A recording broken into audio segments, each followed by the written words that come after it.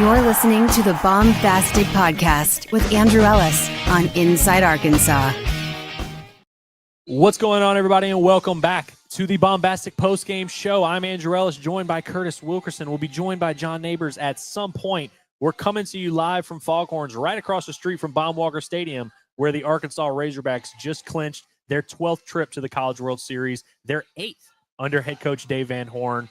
The Hogs defeat the Vols 11-4. There was a lot less drama, a lot less stress in this game. The Hogs get the job done, and their season will continue in the promised land. And as we know, today's Baumbastic postseason podcast is presented by Hickey & Hole Law Partners here in Arkansas, where they handle matters such as divorce, custody, criminal, civil litigation, and more. It's Hickey & Hole Law. Things are about to get better. Curtis, how are we feeling? The Hogs get the job done. We didn't have to stress as much as we did yesterday. No, we didn't at all. Shout out a little grand salami that'll take the stress out of this situation. It feels so good to be going back to Omaha. And not only that, it almost feels like there's a level of, well, this is where you belong to this, right? It's been far too long, even though it's only been a couple years here. I'm so excited for this Razorback team. It just feels like there's something special in the air. And, you know, when we saw the bracket come out, the first thing that you looked at, it was Tennessee, and it was that hurdle. And you had all of the extra drama with Tony Vitello and their antics and everything like that, but they were also the defending champs. Yeah. You're the champs, so you ain't the champs no more. Well, you ain't the champs no more. You're out of here, and Arkansas is headed to Omaha. I cannot wait to get up there. It's going to be a blast, man. I mean, we've used the video game final boss analogy a lot of, you know, you have to kind of beat these big foes on your way to doing something special. If you're going to win the national title, if you're going to get back to Omaha, you know you're going to have to beat good teams. Naturally, as any sports fan, you want that to be the easiest path possible. You want to take the path of least resistance, of course. The Hogs did not get that. They maybe did in their regional with Creighton and Kansas and North Dakota State. But like you said, everyone had their eyes on that Arkansas-Tennessee matchup. There were a lot of eyes nationally on these two games, and it was big for the Hogs to make a statement like that and let this fan base know this isn't your past Razorback team. This isn't definitely not like the last two Razorback teams that ended their season at the regional round here at Baum Stadium. And I do think there's something poetic about doing it against the national champs, doing it against an SEC opponent. We've seen that happen now 3 times in the last 7 years where Arkansas has had to face an SEC opponent in the Super Regional at home here at Baum Stadium. I feel like this Tennessee team was the best possible version of that. I think they were better than that Ole Miss team Arkansas beat in 2019. I think they're better than that South Carolina team Arkansas beat in 2018.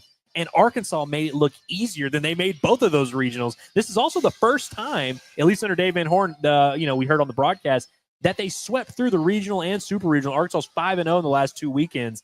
Really feels like this team is, we always use that term, peaking at the right time, playing their best ball when it matters most, for sure. Yeah, I mean, I would agree with that 100%. It's crazy just how dominant, I think, is the word for it, for this team in the postseason.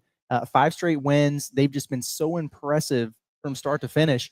And you haven't really seen a weak spot here. I mean, the pitching has been phenomenal, just lockdown type of stuff. The lineup just continues to put so much pressure on every single pitch, and they're eventually going to get to you. It looks like a team that doesn't have any holes right now. They've been playing so great. I think you could look around throughout the course of the entire country in these brackets here, and you look at Arkansas and you think, you know what? This team looks the part. This looks like the juggernaut. Arkansas, we talk about, the final boss in the video. Arkansas is the final boss right now. Yeah. I mean, they look tremendous, and as good as that makes you feel, it also makes you a little bit nervous going into this, because it's like, man, at some point they're going to face a little bit of adversity here. They've been awesome. Absolutely. And I think there's definitely something to be said about getting rid of one of your biggest threats, one of your biggest competitions for the national title. Tennessee is as talented as any team in the country. I mean, we've been saying that all year. They're not as good as the national championship squad they had last year. But you look at that lineup top to bottom, 8 top 200 prospects. There was a lot of talent out there on that field. And even in that context, Arkansas stood above and stood their ground. I think that the battles that Arkansas went through in SEC play certainly helped them and made them more prepared for this kind of stage. And once again, Tony V gets shoved in a locker by Dave Van Horn. Folks, we appreciate you for tapping in with us here on the Baumbastic Postgame. We're going to keep it rolling here for a while. We're live at Foghorns. We're having a great time. The vibes are good. We actually saw John Nabors walk through here some. I don't know when he's going to join us at some point. Somewhere, maybe to the bathroom. Yeah, I don't know. He may have had to tinkle a little bit. I mean, hey, you kept it in. I mean, you don't if you don't use the bathroom, if your team hasn't quite clinched that Omaha. There he is. There he is. But before we get into the show, before we get to your chats, I want to remind everyone that we are brought to you by Hickey and Whole Law and tell you a little bit more friends over there.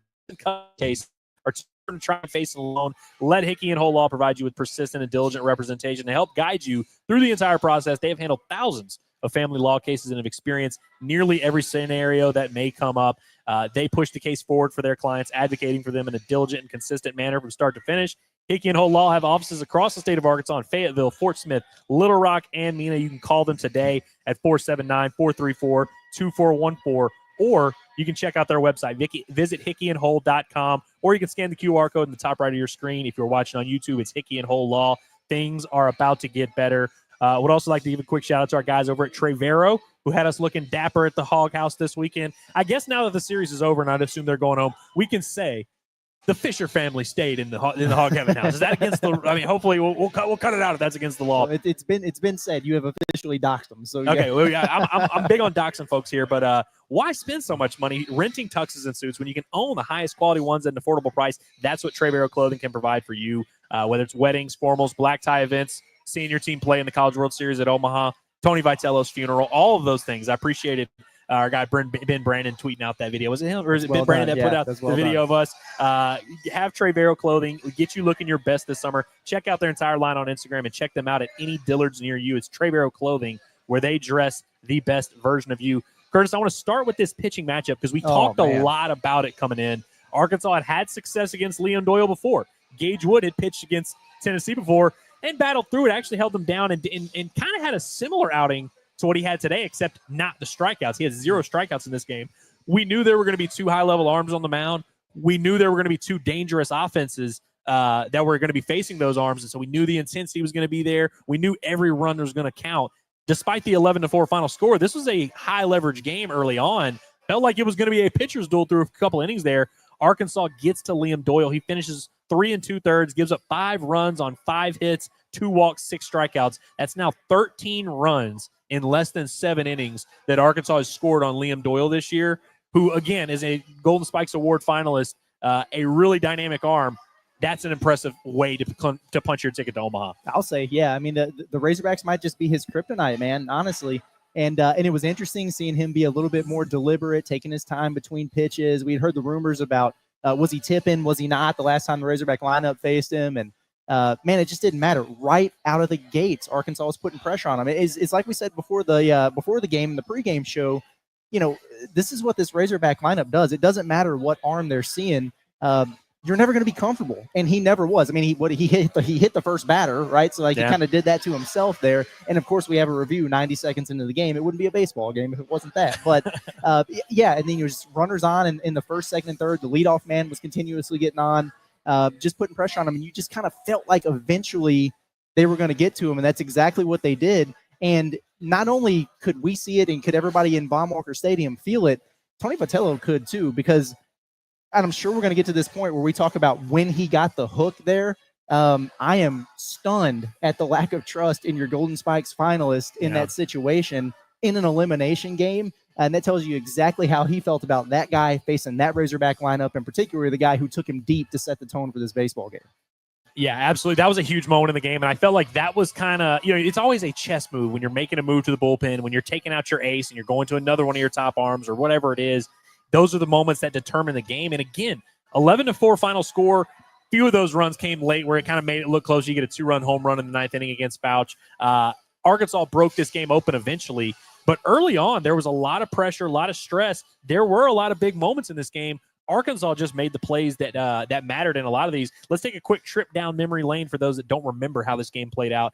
So you mentioned the hit by pitch to start the game with Charles Davalon, which was hilarious. They had their review.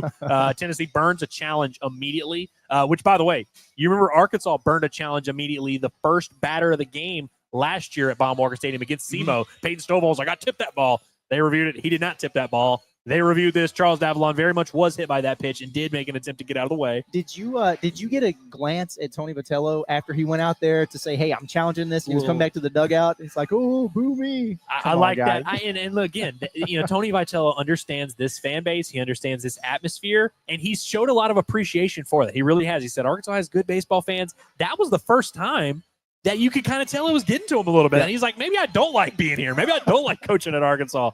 So who knows? We'll have that conversation another day about Tony Vitello coaching at Baumbastic Stadium, but I love that for sure.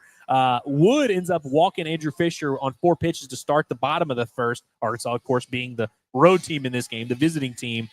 Both pitchers just worked around one free pass. Nothing really doing. Each threw about 21 pitches. Again, felt like we were shaping up for a pitcher's duel here. Arkansas gets their first hit in the second inning. Cam Kojal smokes a slider for the first hit, and then Doyle goes back to the fastball, punches out Brent Iredale with it, punches out Reese Robinette with it. And again, this is where the pressure is just going back and forth. There was a lot of pressure on Tennessee because they're in an elimination game, of course. But early on, when it looked like Liam Doyle maybe had some of his best stuff, he definitely looked like a lot better than the Liam Doyle we saw a few weeks ago. I felt like there was a lot of pressure on Gage Wood in that second inning. Comes out, has a 7-pitch inning or something like that. 1, 2, 3. I thought that was massive. It was the third inning where Arkansas finally strikes. And again, it doesn't take much. When you're in these battles against good starting pitchers, sure, you'd love to rattle off 11 hits like Arkansas did against Liam Doyle. Sure. You'd love to string together a ton of success. But what do we always say about guerrilla ball? All it takes is one walk, one swing, completely different game. Justin Thomas Jr. gets walked to start. Liam Doyle goes 2-0. Against Charles Davalon, you get a mound visit. We talked about this last week when we were talking about Gage Wood. I love that when you get that mound visit and that pitcher's struggling to find the strike zone, I love as a hitter just sitting dead red fastball right down there. And against a guy like Liam Doyle, you can't be sitting there trying to guess on 3 or 4 pitches. You got to look for one pitch in one spot. Charles Davalon gets it, absolutely obliterates it, 107 miles an hour. I think it was up in that performance facility. May have busted through, I have no idea, but it hit hard off that wall. Right then and there, you kind of felt that juice. Yes, sir. You felt like it was going to take more runs, but that was a good early sign for Arkansas there. Yeah, I'm so glad you brought up this exact conversation from last week about right after that mound visit. You know what's coming? It's like, hey, get the little shoulder up, settle down, but hey, it's okay. Fire it in there. Just get a strike. You're good. Relax. Take a few deep breaths, and then there he comes with it. Ambushed. I don't even know if it was low-key. Pimped it a little bit, which I appreciate. Oh, yeah, certainly. And there you go. That was a huge, huge moment in this game. A nice tone setter. Get on the board first. Good stuff. Yeah, absolutely. Arkansas gets a hit from Vahiva Aloy, followed after that. Then Doyle comes back and punches out Logan Maxwell, punches out Ryder Helfrich, gets Kahio Aloy to fly out to center after Vahiva Aloy tried to get picked off first, did get picked off, but then ends up getting back to first. Goodness, I kind of forgot about that. Yeah. Didn't wind up being a huge moment in the game, but I'll tell you what was a huge moment in the game. Bottom of the third, Gage Wood, who does again finish this game with 0 strikeouts. Craziest inning. He had 50 strikeouts in 25 innings coming into this game. Had 13 strikeouts last week. Had 7 strikeouts in 3 innings against this very same Tennessee squad. So it's not even one of those things of like, oh, it's just a bad matchup. Didn't have a strikeout in this game, which is kind of bizarre. But he also wasn't getting hit hard. The third inning, they rattle off 3 straight hits against him, which wound up being the only hits they would get against him. Bases loaded, nobody out to start the bottom of the third. After you get that 2-run lead, I always think you don't get to keep that momentum unless you put up a 0. And Gage Wood didn't put up a 0, but he did another mound visit here. And you're kind of thinking, okay, look for one pitch. Andrew Fisher's at the plate, bases loaded, nobody out. Humongous moment of the game. This game could have gone a lot differently if this at-bat had changed. Andrew Fisher rolls over a first pitch breaking ball, rounds it right to Cam Kojal, who I feel like has played a lot better defense there at second base the last couple weeks. He turns a double play. Arkansas trades 1 run for 2 outs, which in that situation with Andrew Fisher at the plate, you'll certainly take that. You get a fly out from Hunter Ensley to end the inning. So Arkansas leads 2-1. They give up a run, but that felt like a massive win for Arkansas, and then they break things open in the top of the 4th. Cam Kojal leads off with another base hit, his second of the game. 1 out. Liam Doyle left on left against Reese Robinette, who is 0 for 3 with 3 strikeouts against Liam Doyle this year. Gets a fastball in the inner half, rips it through the right side. After he just got heated up by the broadcast team, by the way, it's like, this probably feels like a little break here for Liam Doyle. And spit out the stats and everything, then think.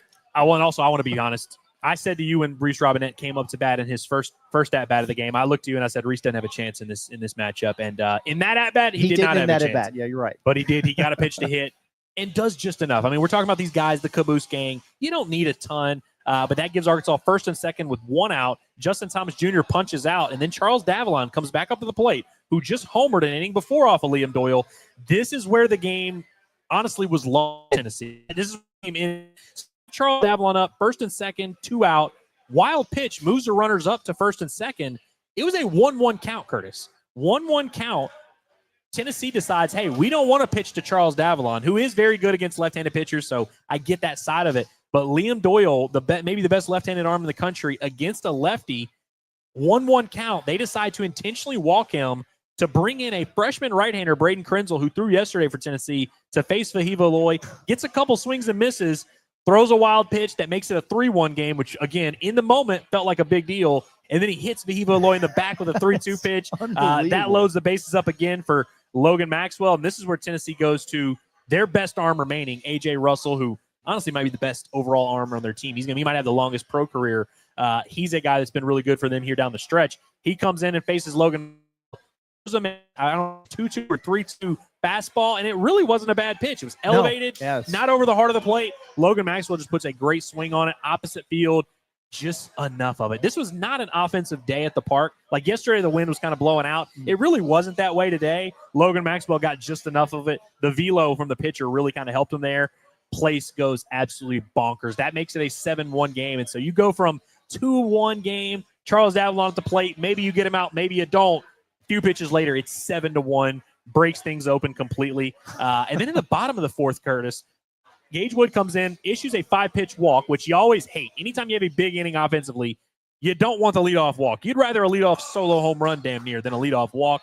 And then he gets a fly out, and that concludes his day, which kind of surprised me. And I even said to you, I wasn't thrilled about the call. He leaves the game at 48 pitches, but Cole Gibler comes into the game.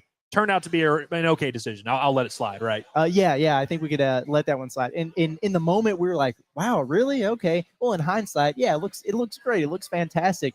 So many choices in that inning were incredible. I'm never going to be able to get over Tony Vitello not trusting Liam Doyle in that spot. I get it. He had given up the home run, but that's your guy.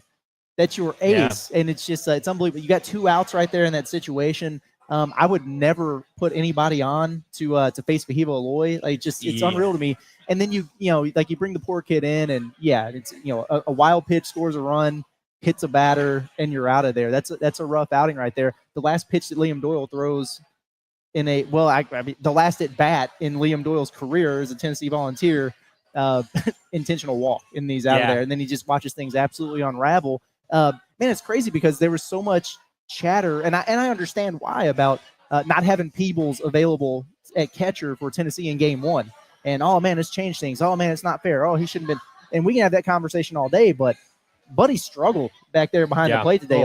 Block a slider, dude.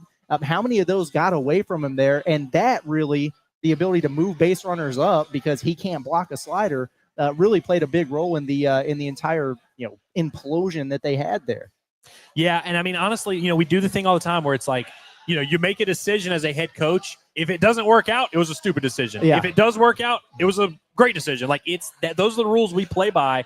And honestly, I think back to what Tony Vitello said going into the regional, where he said, we're not looking to outthink teams this time of year. We're looking to out-better teams this time of year. He did the exact opposite this entire weekend. Yeah, he didn't take his own advice. Has his best pitcher on the mound, the guy who you kind of live and die with. Like we always say, when your ace gets beat, that's usually when your season ends. Tony Vitello took it out of his ace's hands. What's up, Brennan? Shout out to Brennan Oman. Pulls up here at Foghorns, but takes the game out of his ace's hands, gives it to a freshman pitcher, completely implodes on the other end. And look, this is a hindsight 2020 thing, absolutely, and so it's fair. And like I said, in the moment when Dave Van Horn took the ball out of Gage Wood's hands and gave it to a freshman pitcher, I wasn't crazy about that either. Dave's worked out, Tony's didn't.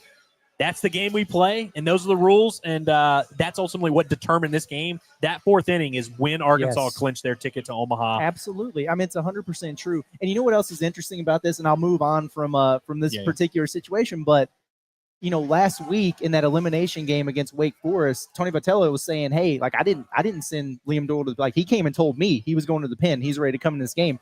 He was dictating the terms And I just can't, like, I'm almost surprised that, Tony walked out there and that Liam wasn't like, no, dude, like, back to the dugout, buddy. Like, I'm keeping the ball. What are you doing here? I tell you who almost did that. Gage Wood. When Dave came out to take Gage Wood, he was like looking around, like he was like, because normally as a pitcher, you kind of know, you're like, all right, this is my last hitter. If I walk this guy, I'm getting to the end. He was at 48 pitches. Wood was stunned when Dave Van Horn came to take him out of the game. But again, it's easy to look back at it. It looks a lot better when Cole Gibbler gives you 2 2/3. He gets the win in this game, his third of the season. Cole Gibbler, who has been unbelievable for about 5-6 weeks now, has seemed to kind of come into his own. I love the quote he had a few weeks ago where he said, I just kind of decided it's time for me to be a bigger part of this program. I was brought in I was a guy that turned down a lot of money to come to Arkansas. Carson Wiggins is down. We need a freshman arm. Arkansas had a freshman arm that could get some outs. Tennessee could not find anybody after Liam Doyle to get any outs. This is a great decision that he made to be a bigger part of the team. I appreciate him doing that. Such a big difference in the facial expressions and the body language of Liam Doyle having to watch what happened right after he got taken out versus Gage Wood, because they panned over to Gage a couple times and he still kind of had like I'm very confused as to what just happened look on his face. But then he figured it out pretty quick, and he got right back in the rhythm, and he was cheering everybody on and all that. So it was funny to see a lot of fun body language moments in this series. I think we could say, a lot of good body language moments. John, I'm going to get to you in a second. Just wanted to finish our little rundown of the action here. So Cole Gibbler, like we said, goes 2 2/3, scoreless, allows just one hit, which was a blooper, kind of in that trouble that PTSD zone. I feel like Logan Maxwell probably should have got the ball there. I'm going to let it slide because Logan Maxwell was lights out at the plate. He was the heavy hitter today, by the way, presented by HD Roofing and Construction. So Cole Gibbler gives up just one hit, 0 runs, walks just 1, and it was the first hitter he faced, strikes out 4, really settled this game down for Arkansas. I feel like he was the deserving winning pitcher. Arkansas ends up getting a couple more runs here in the 7th inning. Tennessee goes to Nate Snead, their closer. You never want to go to your closer when you're down 7-1. That's just not what you want to do. And so he immediately gives up a double to Logan Maxwell, who had the big grand slam. Kahio Aloy drives him in with an absolute missile up the middle. That's a good sign to see. Snead issues a couple more walks before giving way to Brandon Arvidsson, the lefty that threw yesterday. He couldn't get anybody out. Walks a couple more guys. Justin Thomas Jr., my heavy hitter, he had a pretty good AB there. We'll give it. That was a worthy heavy hitter performance there. And then Dylan Loy finally comes in and gets a ground ball double play to Charles Davalon, which settles things down a little bit. The only other Razorback run was a Brent Iredale home run. John Nabors, how is your viewpoint? Up, and you got to get a little aerial view of the park today. Did you enjoy your time at Baum-Walker Stadium? I can't remember a time I've enjoyed Baum-Walker Stadium more than what we witnessed today. For the first time since 2019, I left Baum-Walker Stadium a happy man. It's been that long. And to go out there and to be undefeated up until this point in the postseason and take care of business against Tennessee the way that you did, it's just, I don't even really know where to begin. I will say, though, guys, if you would have told me that Arkansas was going to win these games in 2, but you would have told me just the scores, I would have thought the scores would have been reversed. I never would have dreamed Arkansas would have beat Tennessee the way they did today, with the runs and the output that they had. Like a drum? Yes, like it was never in doubt. Child? Never in doubt. Apparently, Liam Doyle just cannot handle Baum-Walker Stadium. He just can't handle it. And so everything involved, just could not be happier. The Hogs are back where they belong. They're back in Omaha. Job's not finished. No dog pile at the end of the deal. I had a few guys jump into the pond. And good. Yep. Some guys jumped into the pond. Shout out to Lone Oak as Steel Eves, right? He's from Lone Oak, I believe. Yeah. Steel Eves jumped in the pond? Apparently. You're talking about Hogs jumped in the pond. Yeah, like baseball players. Oh my God. I almost said, well, Cam Kojo will go fish him out later, but Steel Eves jumped in the pond, buddy. We almost needed you on the mound today. What the hell? Let's say, dude, hey, listen, that's amazing. Lone Oak stand up. And I don't know if you guys talked about it, but it was also really cool because all the players ran through the concourse after the game too. High-fiving fans. They go out into the hog pen, and every single one of them are out there celebrating with the teams and the fans and everything. So just an awesome moment, awesome atmosphere. Great to, again, as we said, we did not want to come back to Baum-Walker this year, except for a celebration. We're not coming back to Baum-Walker. We're going up to Omaha this week, boys, and man, it feels good. And this time, we're coming for the whole damn thing. That's right. We're going to have to run that one back. We'll have to listen. We did not listen to Phil today. We'll have to go back and see what Phil's call was. But, John, you mentioned Liam Doyle not being able to handle Baum-Walker Stadium, and which is funny because, he's thrown here 3 times, taken 3 L's, None of them have gone particularly well No. for him. Just the breaks. I mean, Brady Singer has had a nice little pro career, so maybe that's an encouraging sign for Liam Doyle. Like, hey, this isn't going to be the end of the run. And I got to say, we watched, Curtis and I watched the first few innings in the stadium, and then we came over here and watched a little bit on TV. It's not like he was just all over the place horrible. Like, he was dotting up a lot of pitches. I mean, he finished with 6 strikeouts in this game. He's electric. Like, he's a very good arm. Arkansas is just ready for that challenge, man. Like, I really don't think this story here is like Liam Doyle being a bum. It's like, I think Arkansas, man, like, and again, Baumwalker does that to you. This Razorback lineup does that to you. You know, Curtis, I was saying to you right when we were walking into the game for game 2 that yesterday, of course, start the series, we felt like there was a lot of pressure on Arkansas because this is kind of their best chance. Tennessee's the defending national champs. They don't necessarily need to get back to Omaha. They don't need to win a national championship. And, of course, you're at home. This fan base is like at a fever pitch. Like, they need this win. And we felt like there was a lot of pressure on Arkansas. Of course, that flips when now Tennessee's an elimination game. The pressure's on them, but that can change real quick. I thought today you could tell Tennessee was playing like a team that had a little bit of pressure on them. One thing we didn't see from Liam Doyle is the rah-rah, yelling at players, telling them you're effed and jumping and skipping and doing whatever. Like, he wasn't doing all that, and I think he knew what the task was at hand. He looked a little bit like Sean O'Malley last night, if I'm being honest with you. I was just ready to say that. Good pull. But I do think, like, and you were all over this pregame that, of course, we'd like to string together all these hits, but really it's about the fact that this Razorback team makes you work for every out. How many 2-strike hits, how many 2-strike at-bats that wound up going a few more pitches? They made him fight for everything he got. And about halfway through his outing, you could tell he just was not having fun anymore. He'd had enough. He had enough. And Tony Vitello had saw enough. And so he got him out of there. Man, just I continue to be so impressed by this Razorback lineup. I really do. I mean, they just grind out at bat after at bat. They square you up. They don't make a whole bunch of mistakes. I mean, it's just and there's no easy outs in there. Even Reese Robinette, when they say he's going to be one, and he comes through with the base hit, which we talked about earlier. It's just one guy after another. It's truly a murderer's row right now. And good luck. Like, you just do not get comfortable on the mound against this Arkansas team. They've been awesome throughout. I mean, honestly, a vast majority of the season. But here in the postseason, it just felt like on a different level to me. Every single pitch, it feels like from the opponent, there's so much stress behind it. Yeah, I'm telling you guys, if you get to Omaha, it's a big deal, and that's where you got to get back. And the job's not finished. We all know that. The goal is to win it all this year. We know that. But considering the performance so far in postseason play, it is the most difficult thing I am having to find myself to do is trying to avoid not getting too hyped about this team winning it all. Like, it is a struggle not because of just me being a fan, but because of how they've done it. Yes. I mean, we saw some pitchers get in today that just throwing them in because they need some reps. It wasn't because, we got to have – no, you're throwing in some of your dudes because you just want to make sure they're fresh because that's how badly you've been beating teams. You have been the most impressive team by far in postseason play.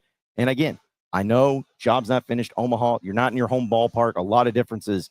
But considering this performance, it's just a very big struggle for me to not start believing that this team is a team of destiny, that is the best team going out to Omaha, and it's not even close. Yeah, it is. You mentioned the pitching. It's kind of crazy that 5 postseason games now at Baumwalker Stadium, Dave had to make, 2 decisions? Yep. Like real actual Honestly. decisions. He goes to Gackle in, the 8th yesterday, which really, that's not that hard of a decision. It's a 2-run game in the 8th inning. I'm going to go with my closer. That kind of makes sense. Going to Cole Gibbler was kind of the only, decision you could really even talk about. And that one turned out to be a golden one. You get to get Fouch in there at the end. You get Parker Coyle in there. You get Aiden as well. Everybody, we're waiting on pins and needles to see. We'll wait and see an update. I see a few people that are like, is he okay? It's like, how would we know that information? Yeah. Yeah, no, We would have literally no way of knowing. I mean, it happened 12 minutes ago. I don't know what to tell you. But it is kind of crazy that it's just this postseason. You mentioned how it just kind of feels right. I'm waiting for the stress, and that's what makes me nervous. I know. And also, guys, I know that you probably went through all the names, but we didn't see Landon Beidelshees a second this weekend. We did not see Landon Beidelshees a second. And by the way, don't think that was a coincidence. I think, the fact Aiden Jimenez, who did end up throwing in this game, and again, we'll talk about, we'll see what Dave has to say about it, or if there's, anything else going on there. It looked weird. We'll just kind of have to wait, but they had him up in the bullpen when it was 2-1 early in that game, which makes me think they were not planning on starting Aiden Jimenez in game 3, no matter what happened today. I feel like that means Landon Beidelshees might be getting another starting opportunity for this Arkansas team. What a time to do it. It's going to be in freaking Omaha. Yeah, I mean, honestly, what what a time to be alive, boys. This is crazy. John, I feel the exact same way that you do. You don't want to put the cart before the horse. You don't want to get yourself into a mind frame where you're overconfident or whatever. And we're fans. We can do whatever we want. But we've been hurt before. But the combination of Arkansas's dominance so far, coupled with, and I know LSU looms as maybe the next opponent here, but the rest of the field, the way that it's shaken out, it's like, good grief, there's such a great opportunity here. Once you get there, it's such an incredible accomplishment anyway. And, all bets are off. You know how it is. But, man, oh, man, it feels like the stars are aligning here. Well, and see, that's like how I tried to train myself as a fan to say, all right, I need you guys to give me reasons to not get overhyped. I need you guys to give me reasons to not get too excited. Give me reasons to say, all right, John, scale it back a little bit. I don't want to see this. You got to remember, man, that, not everything's about Arkansas. They're not the best team. And Arkansas has given me none of that. They have given me no reason to believe that they're not the best team in college baseball going into Omaha, and it's not close. And that's what concerns me, but also makes me feel so good because it's you said, Curtis, everything aligning up. It's all about the team of destiny and everything working together. Arkansas has it all going for them right now. Knock on wood, do whatever you need to do, but I'm going to keep believing. I said this team is going to sweep in 2, and I'm going to, who knows, maybe they keep sweeping in Omaha. That'd be great, but man, I like the way that sounds. I am pumped up and excited, and I just cannot wait to get up there. It's going to be great. Yeah, we're pumped up. We're all excited, and we're definitely trying not to we're trying to reel it in. We're trying our best, but we're doing a bad job at it. But we want to hear what the chat has to say, and so we're going to get into our chat and see what our Razorback faithful has to say. But before we do that, we got to talk about our buddies over at Radiant Elements Medical Spa. There's no doubt the tough workouts deserve a tough recovery at Radiant Elements Medical Spa. Their deep tissue, sports massage, and infrared sauna help you bounce back faster, hit the weights harder, and stay in the game. Some of you may feel self-care is soft. It is not. It's what winners do. It's what we're going to have to do this week leading up to Omaha. We're going to have to I got a lot of it's going to be a nice exhale when I get home for sure, because it's been a stressful ball of anxiety this whole week, and decent night of sleep. Could definitely use some nights of sleep. So go check out Radiant Elements Medical Spa. Check them out in the Weddington Plaza right next to the Lions Main, or book an appointment online with the QR code at the top right corner of your screen to get 15% off your first service. It's Radiant Elements Medical Spa. Self-care for everyone. Let's see what our chat, our loyal listeners have to say.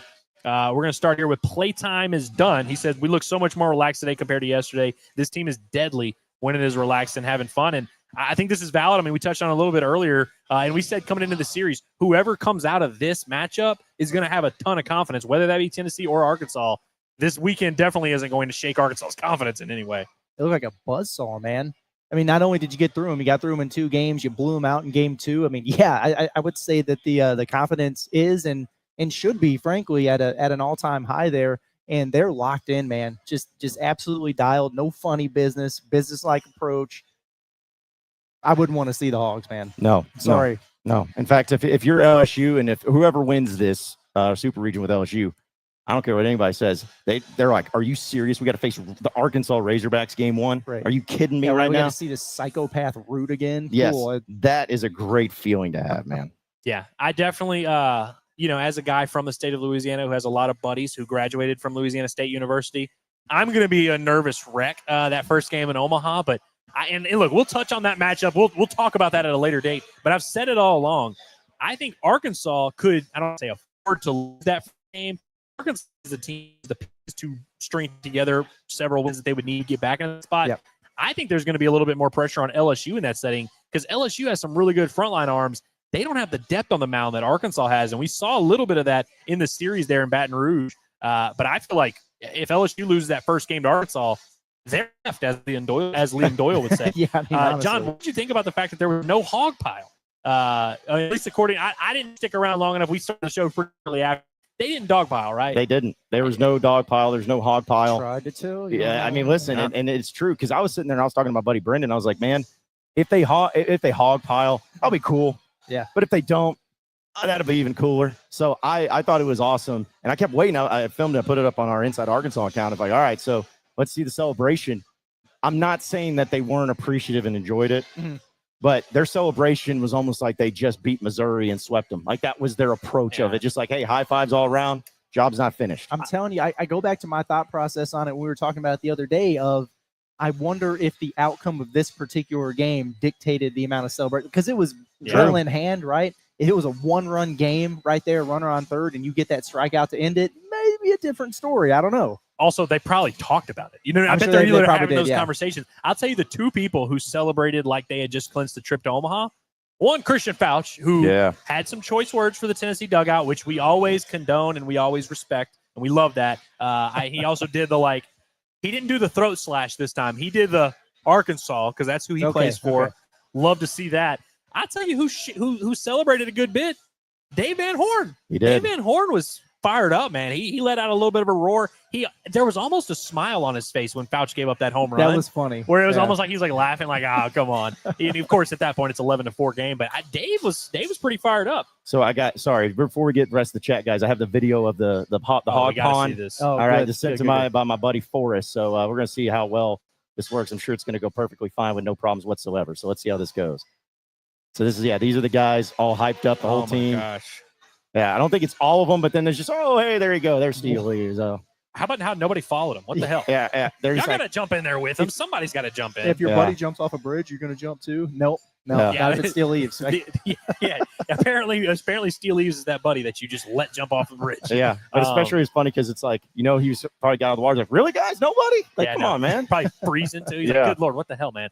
You know what that reminds me of? When the New Orleans Saints won the Super Bowl, I remember I was at a watch party with some buddies, and I don't even like the Saints, but there was a bunch of people that were jumping in the pool. The Super Bowl is played in early February, by the way, in case y'all forgot. What's our note we got going on here? We have a nice note from somebody. Get this pen that says, "We have people who would like to buy y'all around. Pick your poison." Hey, you know what it's got to be, right? Hey, appreciate you. I love that. Appreciate you. What it's got to be, right? Yeah. Well, I mean, listen, you can write it down. Write it down. I'm gonna write. This is in honor of Draft Day. Okay. In honor of Draft Day? I'll make sure you the movie Draft Day. Okay. I'm about to say they got draft beer if that's the way you're trying to correlate it, but I'm gonna put this for the camera. Miller Lite, no matter what. There it is. Yeah. In honor of Vontae Mack. Here's his pin, by the way. I love that. Appreciate it. Look at that. Thank you. Appreciate you. We appreciate that. Absolutely. Hawk fans are so nice when they win. The way that came over here, I was like, what could that be? I was wondering, hey, could you guys turn it down just a little bit? I thought that was gonna be. Hey, could y'all wrap this up and get the hell out of here? We're trying to close up. That would have been funny. But we're gonna get back to the chat here. Karma Duke says DVH owns Tiny V. I just want to highlight this because it's a great comment. Yeah. And shout out to Karma Duke for carrying the live game chat. He had the chat bumping in here. We had the stream set, obviously, several hours ago. He was in here just giving his thoughts. And shout out to Phil, who does that for basketball, right? He kind of is the guy who's led that charge. Y'all got to get in here. And if you want a place to kind of, shoot the shit and talk around a little bit, talk about the game, hang out with Karma Duke during the game. He's just getting those takes off his chest. I love that. Appreciate the super chat from Tuna's House of Influence. Hope you had a great time playing disc golf today. He says you only missed the first couple innings, like you said, you're fine. Yeah, you really, honestly, it turned out to be a great decision, I guess. He says Omahogs, it just feels different this time. Woo pig, this is definitely true information. It does. Our guy, unbiased Brim, who's been crushing it, man. I've been really enjoying seeing Brim because he's been watching this team a lot this year. Yeah, I always keep track. I always have a good feel for the Razorback fans of who's a football guy, who's a basketball guy, who's a baseball guy.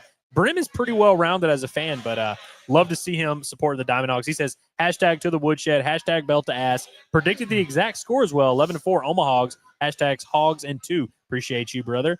And I love hashtag season, bro. I know I love the hashtags. Season. I love the hashtags. And we appreciate you, Brim. Shout out to Red J97 says, I mean, it is cool. We made it to College World Series and all, but guys, I still can't get over that loss to Missouri State back in March. We were in, was it San Francisco for that? Posted up. Yeah, no, that was pretty hilarious, man. And it's funny. You know who led the charge of that collapse was Cole Gibler. Cole Gibler ended up giving up 4 or 5 runs in that Missouri State game. Will McIntyre also did. Those are the two guys who helped dominate Tennessee, the team you ended up having to beat in the Super Regional. Of course, Will McIntyre was that not this time, but isn't that funny? Was that the turning point for Cole Gibler when he decided to be a bigger part of the team? I'll tell you the turning point for Cole Gibler was they played A&M in the middle of SEC play, and they had the rain delay, and they bring him in, and he just gives and then yanked him. And it was the first time in SEC play I was like, damn, Cole Gibler just did not look ready for that moment. Honestly, his turning point, weirdly enough, was against Tennessee. Love it. He threw 3 1/3, a career high against them. And I thought that was kind of a big moment for him and definitely I think that gave Arkansas a lot of confidence to go to him in this spot. Papa Dragon, who's been killing it in the chat this weekend, says Charles Davalon is Liam Doyle's father. No. I mean, literally, he is so much his father. Listen, hitting a home run off a guy, like getting a 2-0 fastball and doing damage on it, that happens. That's baseball. Yeah. When your head coach has you in a 1-1 count against a lefty and you're a lefty and he's going to the bullpen and he's like, hey, no, I actually intentionally walk this guy so we can face the Golden Spikes finalists, that's when that dude owns you. That's when he's in your head. That's 100% right. Yeah. WKRP says 3 sportscasters without a championship. We got to get you a girl. What does this mean? I don't know. Is this about John, maybe? I don't know, but hey, appreciate the super chat. If you're trying to insult us, it's great. Thank you for the money. Yeah. Well, Curtis does have the most Kentucky important person? ring of all because show him your wedding ring. You got one of those. Yeah. See, Curtis has got a ring. What are you talking about? And also, I'm pretty sure that 1994 was a championship ring, so I was alive for that. Yeah, you were so alive I'm, for I'm that. counting it. You and Counting it Curtis all were day. alive. Y'all seen it with your eyes. That's right. Steven says, man, this version of Arkansas sure looks like they are going to be tough to beat. I would say that is a sound observation. That's solid right there. T Razorback says, Omaha Hogs by 90. We appreciate this $20 super chat for sure. Absolutely. And, we always appreciate any Hogs by 90 references we can get in there. Sharkensaw, who we have not determined if he made it. He says, I really think when this team watched the softball team go down in the supers while they were there in person, really helped to get them locked in. Maybe there's something to that. We appreciate that the baseball team was out there supporting softball. You think they were having some of those conversations of like, hey, this sucks. Yeah. I don't even think that has anything to do with anything, to be honest. What was the deal about the softball path and the baseball path being the same every year? Like it's the regional round. It was just only the the regional round, okay, which okay. I think it was because no, but I guess softball lost a game, didn't they? I In the think so. regional? Yeah. Yeah, I think that's true. Yeah, because actually, I don't know if they did. I don't know. I'd have to go back because they came back and won that Oklahoma State. I don't know if they Well, did. whatever the thing was, Yeah, it's whatever not a it thing was. anymore. No, it's Yeah, not. It's not a thing anymore. Probably. Arkansas has broken the curse. They've broken all of that stuff. We're doing bigger and better stuff over here. Aaron says, now I'd really like to see if West Virginia evens it up with LSU. Yeah, like we talked about last week when Arkansas took care of business and got game 3 out of the way. It was so nice to just sit back on that Monday and watch Tennessee, watch LSU. We'll see if LSU gets the job done tonight. They're up 1-0 in their series. I guess that game hadn't started yet. There's a lot of rain in Baton Rouge. Oh yeah, they were delayed for a minute. I saw somebody out there posting the video. It actually looked like it's gonna rain here. What's going on? It's looking a little ominous out there for sure. Saw a picture of Joplin just about 20 minutes ago. Looking nasty. So hopefully it misses us here. Yeah. Don't love that. No, don't love that. Oh man, even fries. Hell yeah, we get some fries, dude. Man. I'm gonna crush these fries. Get the super chats. Get the guy over here. It's Brian. Yeah, Beer and guy. fries. How about Yeah, that? how about that? Curtis, get you a few of these fries. Yeah, appreciate it, man. Smell great. Paddlefish, we appreciate you, brother. He says, my dad is the most pessimistic Razorback fan of all time, and he says it will be hard to beat this team in Omaha. Of the remaining teams, which are you concerned about? Easy answer. Again, I think it's LSU, man. Yeah. I think it's LSU, the team that has already beaten you once in the series. We got a hog call going on one side of the room. Yep. Woo damn pig. We love that. I think it would be LSU for sure. North Carolina was just looking like a team that was really looming large on the other side of the bracket. They're out of there. So the teams that are through right now, it's so who we got? We've got Arizona. We've got Coastal, who they look pretty good at Auburn. I'll give them credit for that. Who else is through? UCLA. Yeah, UCLA made it through. Arkansas, of course. And then we've got Florida State, Oregon State going now-ish. If it's not LSU, which LSU on your side of the bracket, that's why it really could me more than anything. Yeah. I wouldn't mind seeing LSU in a 3-game series, if I'm being honest with you. I'm not going to be too scared to see them in Omaha. Oregon State, Florida State, whoever wins that series On that is side. the biggest threat. I mean, obviously, they're going to be the highest-rated team left. From the side, I think that's certainly another team that you got to throw. Shout out to Murray State for dropping 18 runs at Duke today. Yeah, how about that? There's been a lot of offense in Yeah. that series. Brock King says, great win. I wish Cheese got some more throws in the day. He hasn't pitched in a while. He did pitch last week against North Dakota State, and he threw very well. So well that I honestly think they were going to plan on starting him in Game 3. Got to meet some family friends of the Vital Cheese earlier. Appreciate that. But no, I think Landon Vital Cheese would have thrown in Game 3, would have been the starter. I think so too. And I think he got back on track. So I'll look forward to seeing him hopefully he's pitching in the semifinal game. That is not an elimination game in Omaha. Will be the next time he starts. That sounds good to me. I'd love to see that. Grant Patrick says, Fouch telling Tenner to go home as he swipes across the Arkansas on his chest is legendary. The video team for the baseball squad does such a good job at capturing all these big moments. I mean, you saw them in that video we played earlier at the pond. They're there filming that as well. I hope we get a good GIF or a little video highlight of Fouch doing that. Looked really cool. I like the throat slash too. I wouldn't have hated if he had done that as well. Although I gotta say, let's talk about this now. Was that a little too much celebration for Fouch, who kind of wasn't that sharp in that inning? Oh, after giving up the nuke, yeah, we'll let it slide because of the moment. But yeah, I'm good with it. I'm good with it. Hey, by the way, just real quick, if we want to, there is a video of Dave Van Horn in here, but his opening statement, I guess, he was overcome with emotion, and it was tough for him to even get through. Yeah, we got it. So I feel like we definitely. I think is it right here. Yeah. Go ahead and play that.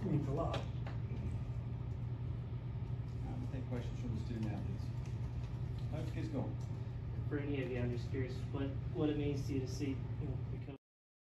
Man, he was struggling. And Wow. shout out to Tyler Cass, by the way, THB11 for putting that up. But he just said, if in case you didn't hear, just means a lot. I want this for that man. He needs it. so bad.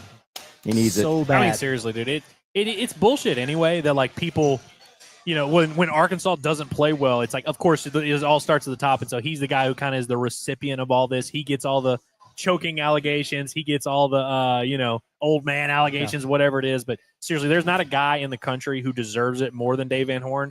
And I've said all along, it's not like if Arkansas does win the national title this year, it's not like Dave Van Horn just woke up in 2025 and was like, I am now good enough to win a national championship. Right. He's been good enough to do it all along. He should have won it in 2018. He's had a couple other teams that were good enough to win the national title.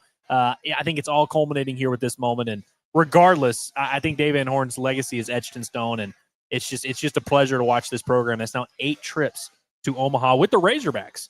He went at least once with Nebraska, and I think he went twice. I think this might be number 10 for Dave Van Horn. Yeah. And I just real quick on that Dave note, I mean, a lot of coaches, if they get like they did as in 2018, said, hey, that was it. That was our spot. That was our shot. It's over with.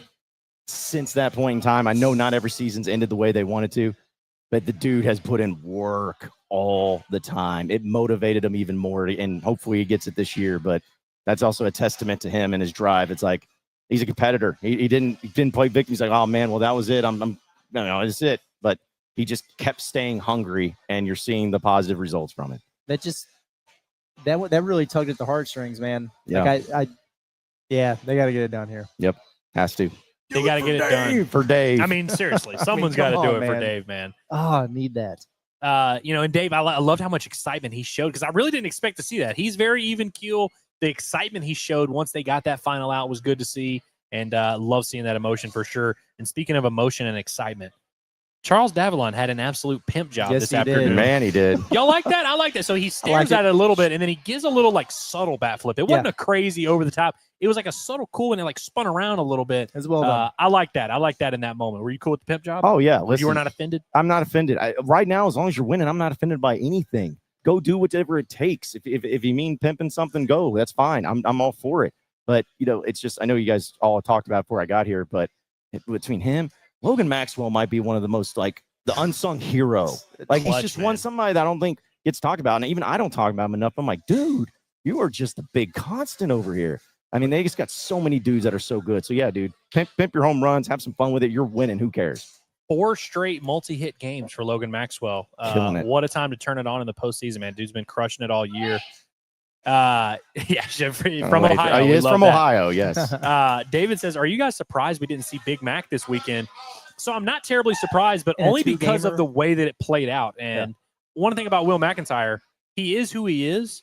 You don't need to see, it's not Will. All these guys that we were talking about, hey, do they need the reps? Do they need to get out there and see all, get some pitches, get the feel?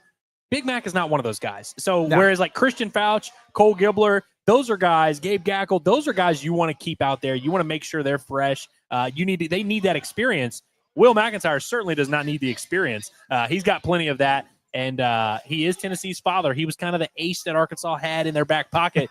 They didn't even have to play it. And so, funny story, Madison McIntyre was sitting here yesterday after the postgame show, and he texted me today, and he said, I hope Will doesn't pitch today because that means that we probably won. Yes. He was like, that means that he probably wasn't needed. It wasn't anything crazy. Right. And so, I mean, I definitely am not super surprised, but I also don't think it's anything to read into. I think they know what they have with Will McIntyre.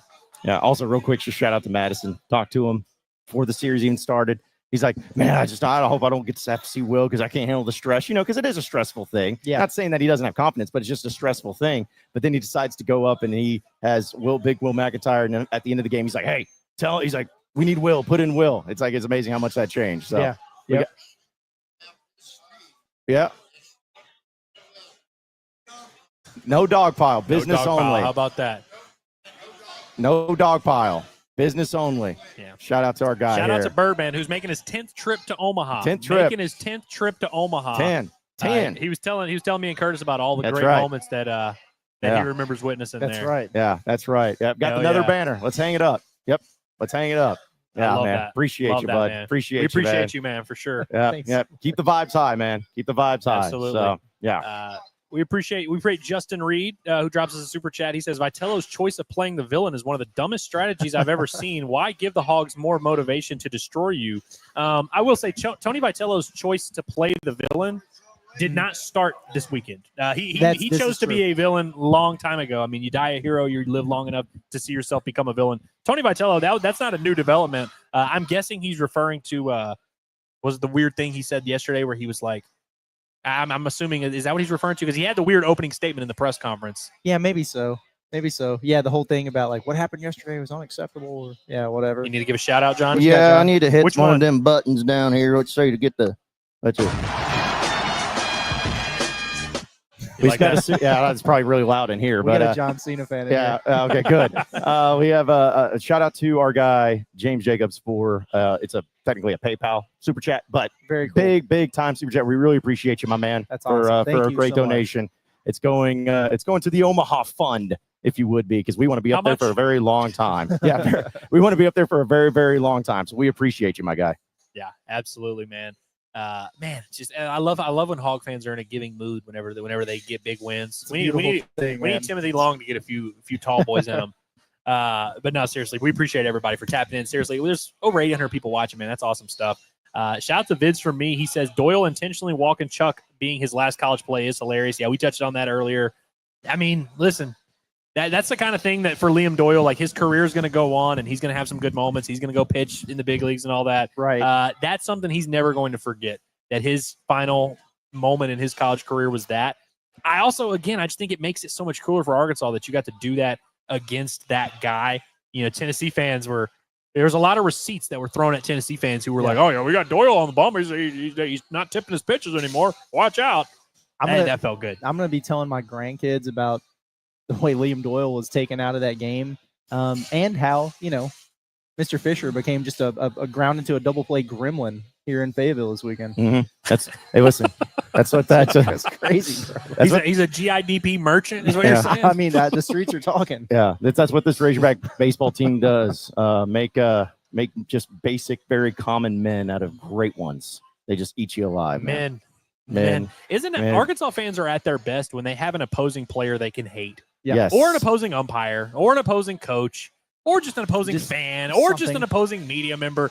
Anyone to hate, that's what these Hog fans need. And I say that kind of jokingly, but like it really does make these games and these matchups more fun when there's notable players that you're going to remember. Like we still talk about Brady Singer, like because it was so cool to be hitting against him, and so it always makes these things fun. And so I do want to give Tennessee their credit in that regard. That them being good made this a more sweet victory. Mm. Shout out to SET, our guy regular in the chat says we really let the balls hang today. Should be the most confident team heading into Omaha. No, I don't. I mean, Fouch hung that splitter, but I really don't think there was too many pitches that that the Hogs hung there. What do you mean, man? I don't get it. Yeah, I don't know. Has anyone else gone 5-0? Like, has anyone swept all the way through in the field? this particular postseason? Did Coastal? Probably they might have. Maybe Coastal. Oh yeah, they're on like a huge winning streak. Yeah, I they think. won like Yeah, so 20, they have. 25 or They 26. have, Okay. So yeah, it's not that cool, Curtis. Arkansas's not that Yeah, special. never mind. I'll show you. Yeah, they suck.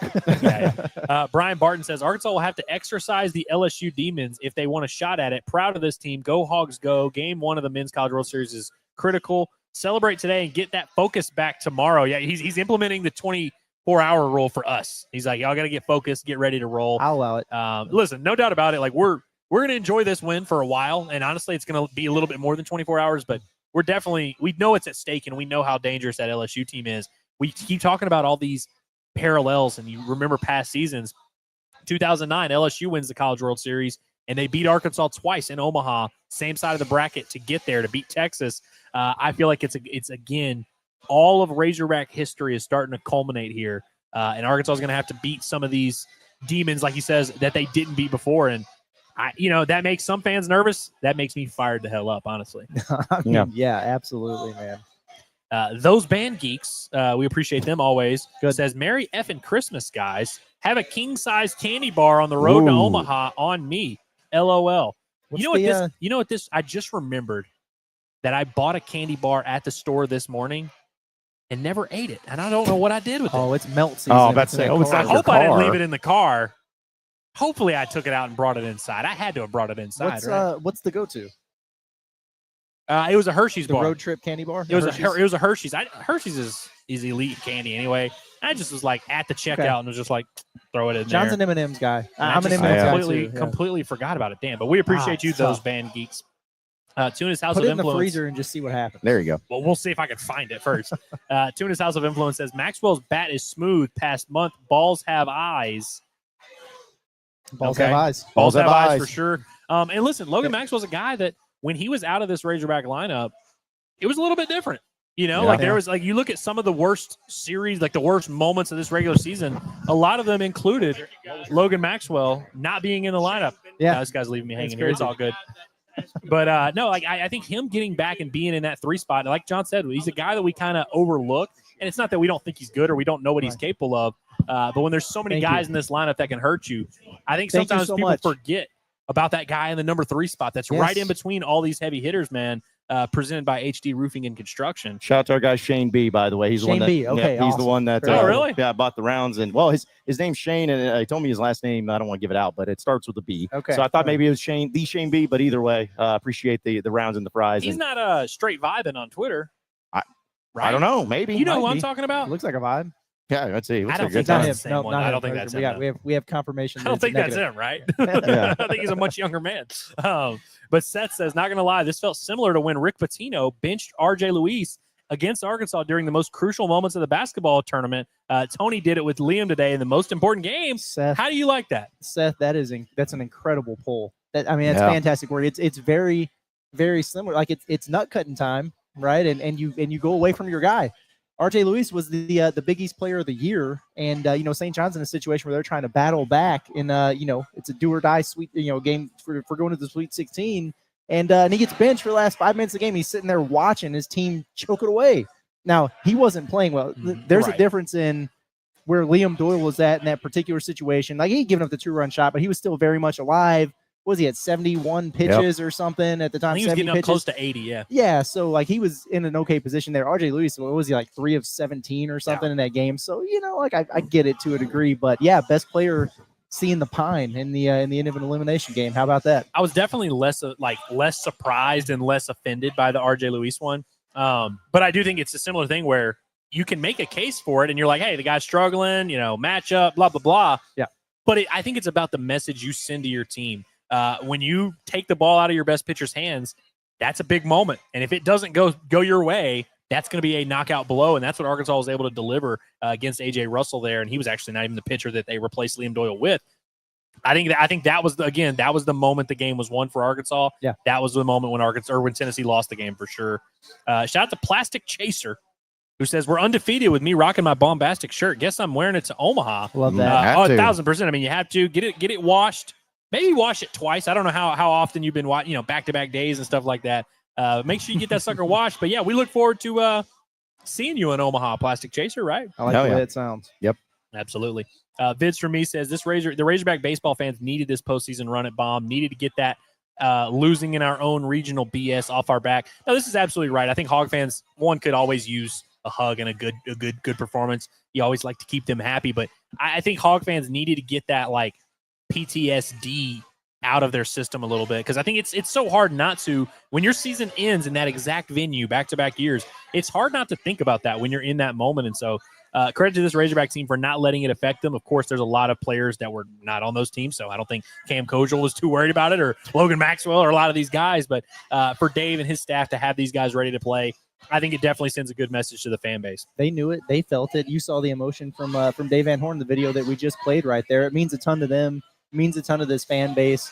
And like we said at the top, this is it's very rewarding. It feels great. It's awesome to get back there. But there's also a level of this is where you belong. This is where you're supposed to be. And they're headed back to their rightful home. Yeah. Home away from home, if you will. And to throw that, I mean, they beat so many of the allegations in all one fell swoop. You know, the allegation of, hey, you don't want to be that team that's one of the best teams in the SEC. You want to be that 16-14 team to get hot. They beat that allegation. Beat the allegation that they can't win at home in postseason play. Beat that allegation undefeated. They beat the allegation of Dave Van Horn not being able to get back to it. All of this stuff. They beat so many allegations in one fell swoop. And that's what really, again, goes back to why it's hard not to get excited about it. It's not like you fell backwards into it. It's not like you got lucky with them great match and draw. You're taking care of business of some of the best, and you're just looking so dadgum good doing it. Yeah, absolutely. Rolling on through through a few more super chats. We appreciate everybody for kicking it with us, going over an hour now. The vibes are great. We're just going to be soaking it in all week. Excited for this week at Inside Arkansas Live as well.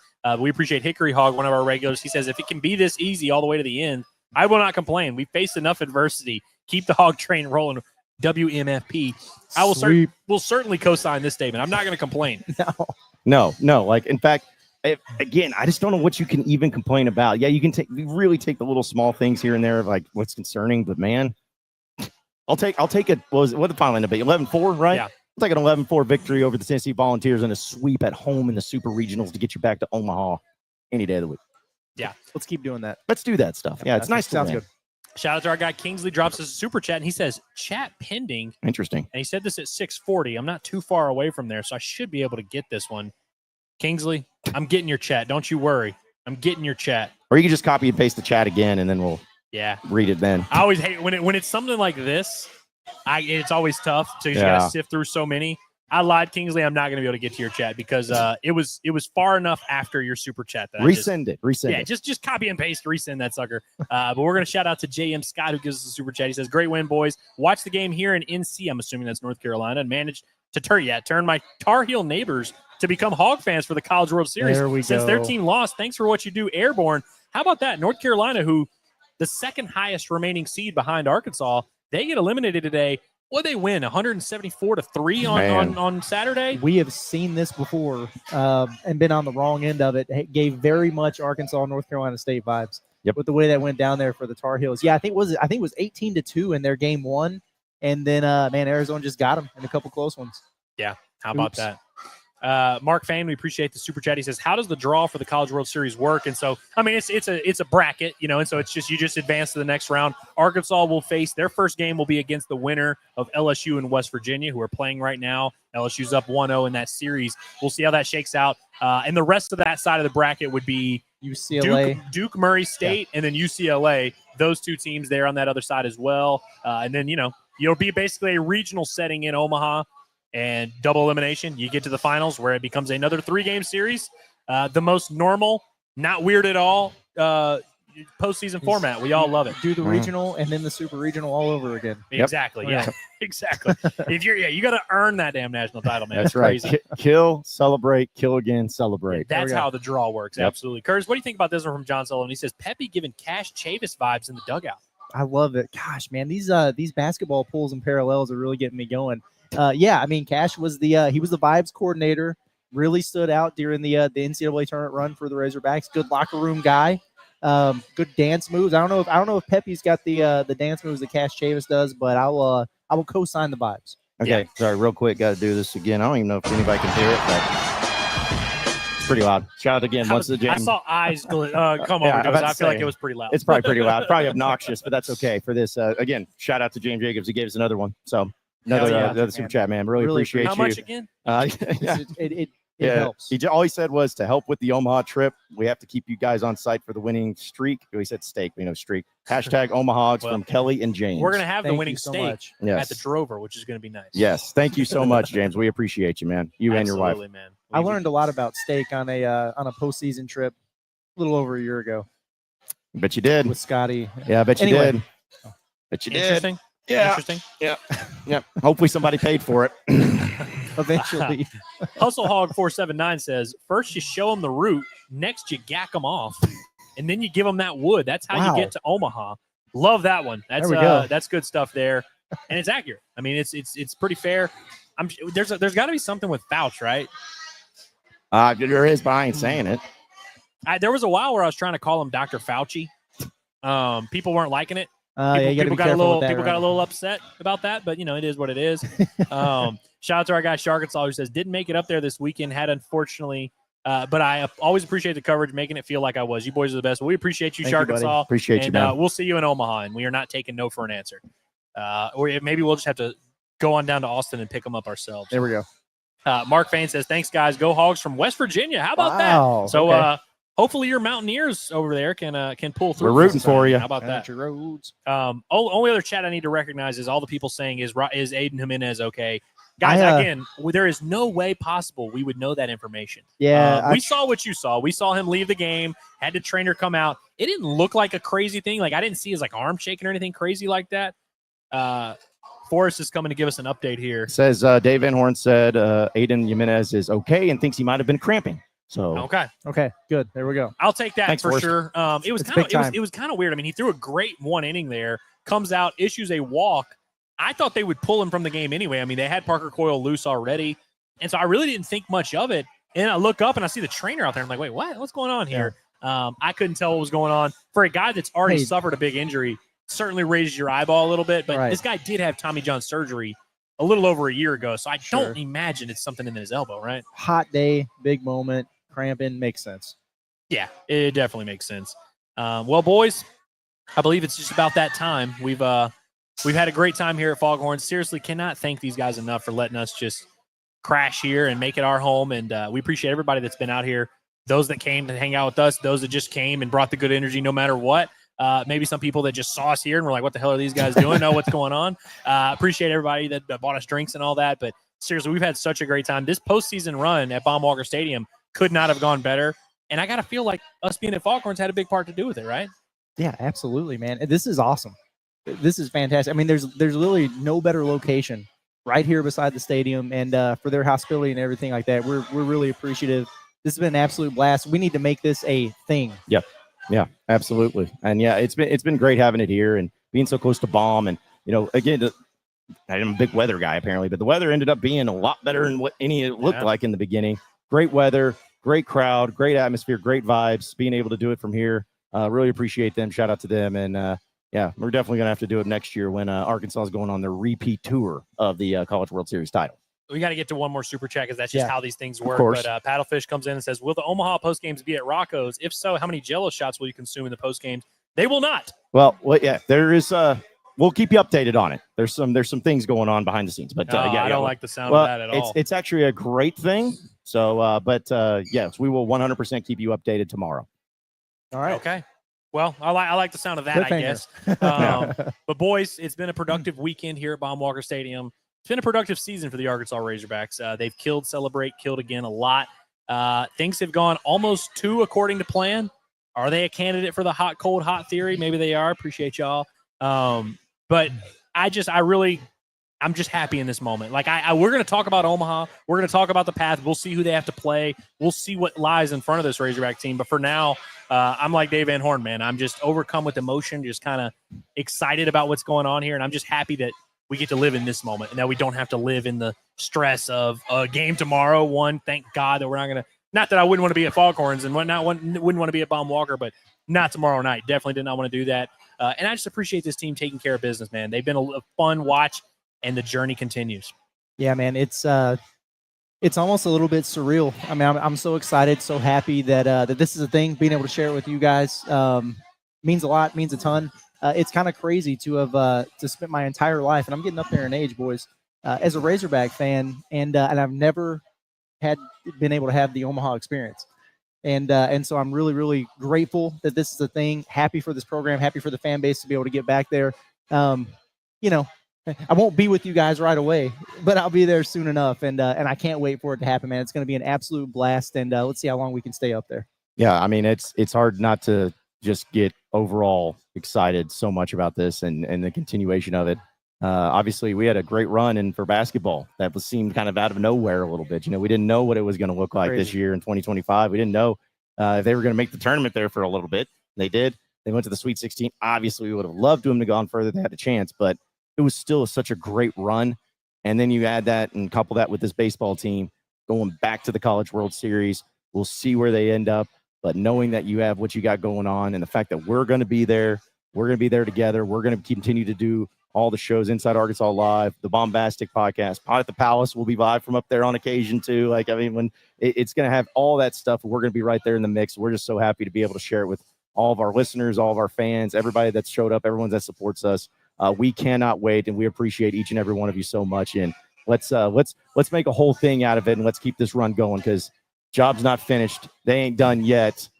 Well, I wish I could play the Jalen Williams quote. We ain't done that either, so don't be satisfied because we ain't done. And I forgot about that. Yeah. So I'm thrilled. I'm happy for Dave. Happy for the fans. Let's go to Omaha and win a College World Series. Absolutely. Well, boys, it's hard to overstate how much better the vibes feel this postseason than they did last year with both basketball and baseball, which basketball did not have any postseason. But I just remember us sitting inside that stadium right over there, just miserable about our personal lives, about our just work lives, about what the Hogs were doing.